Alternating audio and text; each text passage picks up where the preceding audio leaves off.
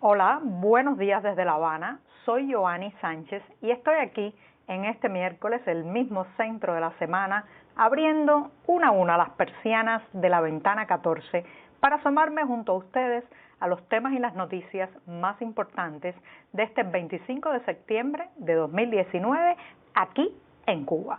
Hoy comenzaré hablando de una cuestión que nos afecta a todos, las medidas de ahorro eléctrico en el sector estatal y si realmente funcionan. Por otro lado, un economista cubano ha pedido flexibilizaciones aduaneras y migratorias para aliviar la crisis y ya les contaré estas posibles medidas. También consignas y ortografía, una reflexión de los problemas educativos que afloran en las redes sociales. Y por último, una buena noticia. Un juez de Miami concedió el asilo político al polizón cubano. Y bien, presentados ya los temas, voy a pasar a revolver para tomarme el cafecito informativo. Ese que de lunes a viernes comparto junto a ustedes, recién colado, breve, un poco amargo, como ya saben que me gusta a mí, pero siempre necesario. Después de este primer sorbito del día que me da muchísimas energías para seguir, les recuerdo, como es tradicional ya, que pueden ampliar muchas de estas noticias y de estos temas en las páginas del diario digital 14 y medio que hacemos desde aquí, desde dentro de Cuba. Advertir también a nuestros lectores residentes en territorio nacional que lamentablemente tendrán que hacer uso de proxies anónimos o de servicios de VPN para saltarse la censura contra nuestro sitio en los servidores nacionales. Y dicho esto, voy a pasar al primer tema que se me ocurrió recientemente cuando tuve que hacer un trámite en una oficina del Monopolio Estatal de Telecomunicaciones ETEXA.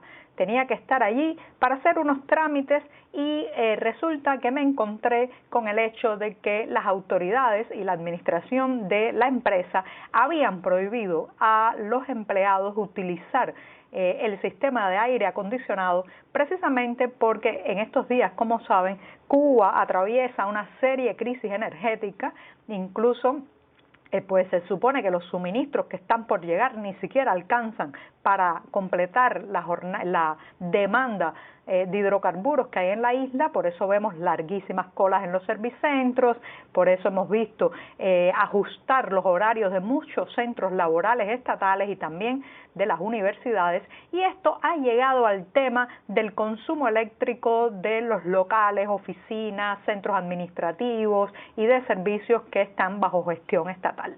Entonces, en esta oficina del monopolio de telecomunicaciones, una oficina cerrada, sin ventanas al exterior, con solo una puerta de acceso, le tienen prohibido a los empleados que pongan el aire acondicionado. ¿Pero qué es lo que pasa? Bueno, está claro que bajo esas circunstancias no se puede trabajar durante 8 horas, con el calor que todavía trae septiembre, temperaturas cercanas a los 30 grados, y entonces los empleados llevan cada día un pequeño ventilador desde sus casas que colocan sobre la mesa, sobre el buró, para poder refrescarse mientras trabajan. Yo estaba allí como una cliente más y mientras esperaba empecé a calcular si todos los ventiladores colocados sobre aquellas mesas que habían traído de sus casas los empleados, sumados, no consumían más que el aparato de aire acondicionado central del local de Texas. Una pregunta que me hice y a partir de allí eso me llevó a reflexionar cuánto realmente se ahorra con estas medidas de reducción que terminan afectando servicios vitales para la población y al final generando mayores molestias, que no se consume más combustible, pero se consume más tiempo, más estrés, más energía vital y humana, esa de la que no es reemplazable. Por ejemplo, hoy el periódico oficial Granma dice que en los últimos días, a partir de estas medidas, sobre todo entre el 14 y el 22 de septiembre, se han dejado de consumir en el país más de 8.650 toneladas de combustible gracias a estas medidas de ahorro. Y yo me pregunto, ¿cuándo sabremos la cifra de la cantidad de horas de espera que hemos tenido que pasar de más en las paradas?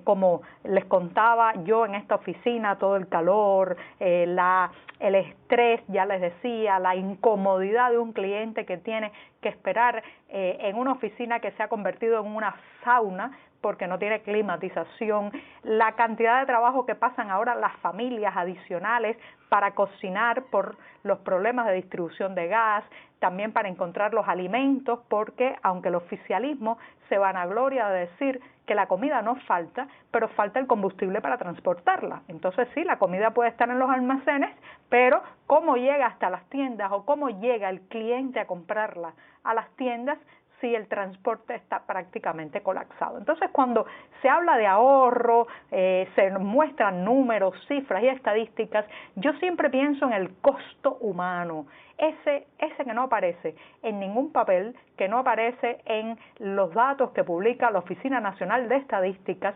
pero que invertimos cada día más tiempo, más energía, también más dolores de cabeza para poder entonces suplir todos estos huecos de lo que dejan los recortes y el supuesto ahorro de energía. Bien, dicho esto, voy a pasar al segundo tema que ya les anunciaba, está relacionado con un paquete de medidas que ha propuesto un economista.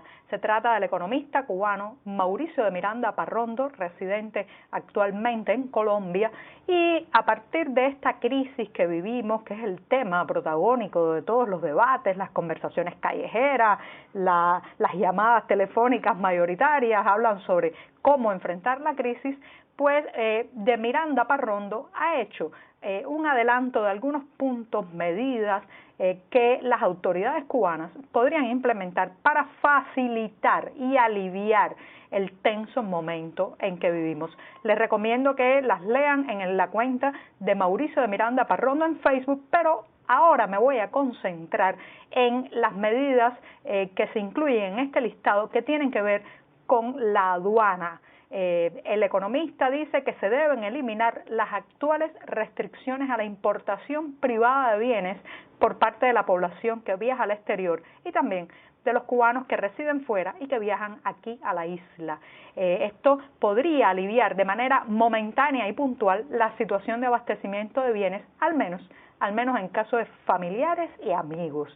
¿Por qué la Aduana General de la República sigue teniendo filtros tan estrictos en cuanto a volumen, cantidad y tipo de mercancía que se puede importar en un país donde falta de todo? Por ejemplo, el otro día conversaba con un amigo que se quejaba de los altos precios de importar paneles solares en una isla donde tenemos un magnífico sol prácticamente todo el año y donde además tenemos serios problemas con los combustibles fósiles.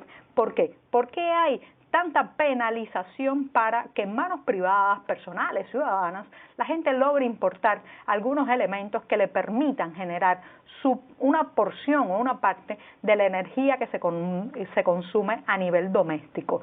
Parrondo de Miranda sigue y dice que hay que aceptar que la inmensa mayoría de los cubanos que se han establecido fuera de Cuba quieren, claro está, que el país progrese, que se adelante, y por tanto hay que eliminar las actuales restricciones de que después de 24 meses fuera de la isla, un cubano es decretado por la legislación como emigrado o emigrado definitivo y pierde la residencia. Entonces, este economista recomienda entregar carnet de identidad a todo ciudadano que lo solicite, sin que para ello sea necesaria una repatriación. Darles también completos derechos, amén de el lugar donde residan, aquí, allá o acullá, para que puedan crear empresas dentro de Cuba, generar empleo, pagar impuestos y, claro está, dinamizar la economía nacional. O sea, el paquete de medidas que propone este académico y economista van a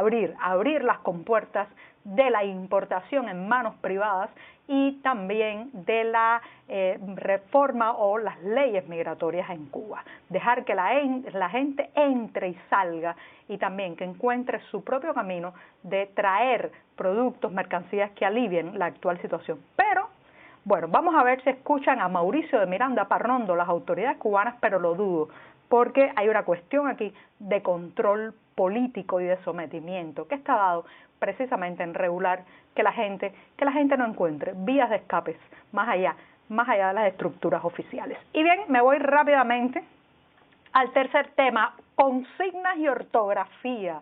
Por Dios, saben que aunque me desempeño como periodista, mi profesión diplomada es la filología.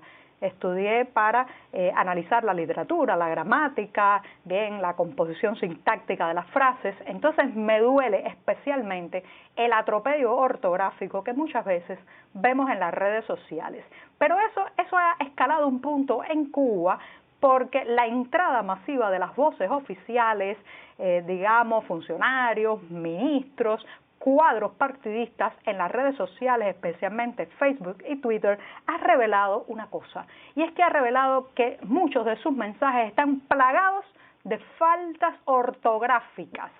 S cambiadas por C, N donde debería ir M, en fin, un desastre ortográfico que deja más en evidencia las piernas endebles de la educación en Cuba, y sobre todo deja claro que a la hora de gritar consignas frente al micrófono parecen muy hábiles, pero cuando las escriben se delatan a sí mismos. Y bien, rápidamente, antes de terminar, les informo que un juez de Miami otorgó este martes el asilo político al joven polizón cubano Junier García Duarte. Recuerden que en Ventana 14 hemos hablado ampliamente de su caso. Llegó a Estados Unidos escondido en un avión que partió del Aeropuerto Internacional José Martí de La Habana rumbo a Miami el pasado 15 de agosto.